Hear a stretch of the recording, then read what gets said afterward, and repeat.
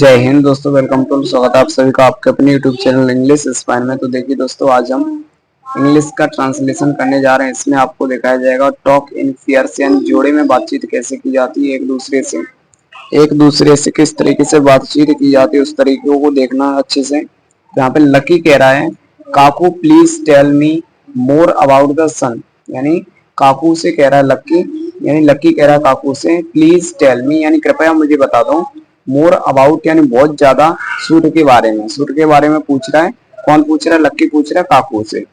काकू क्या जवाब दे रहा है? वाई नॉट, क्यों नहीं, लिसन यानी वो कह रहा है क्यों नहीं सुनो, यानी वो बताने के लिए कह रहा है ऐसा क्यों नहीं सुनो। तो वो ध्यान से सुनेगा। The sun is the centre of the solar system, यानी जो सन है, जो सूर्य है, वो क्या है? सेंटर में स्थित है, केंद्र में स्थित है हमारे सौर मंडल के। हमारे सौर मंडल के सेंटर में स्थित कहाँ है? सेंटर में स्थित है, यानी केंद्र पर स्थित है सूर्य।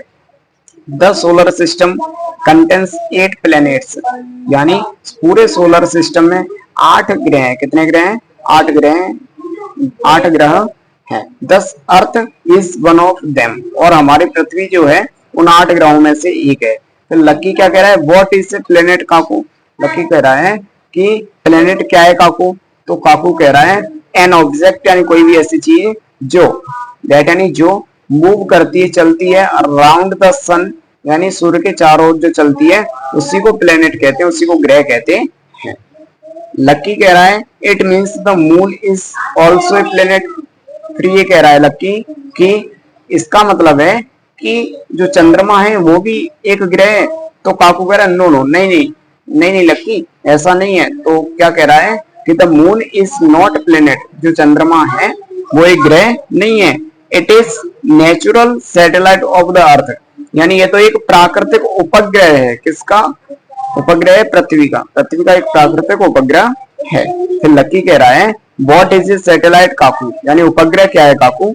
तो काकू कह रहा है the object that revolves round a planet is called a satellite, यानी एक ऐसा ऑब्जेक्ट, एक ऐसी कोई वस्तु, जो एक ऐसा कोई पिंड जो प्लेनेट यानी ग्रहों की चक्कर लगाता है, उसी को सैटेलाइट यानी उपग्रह कहा जाता है।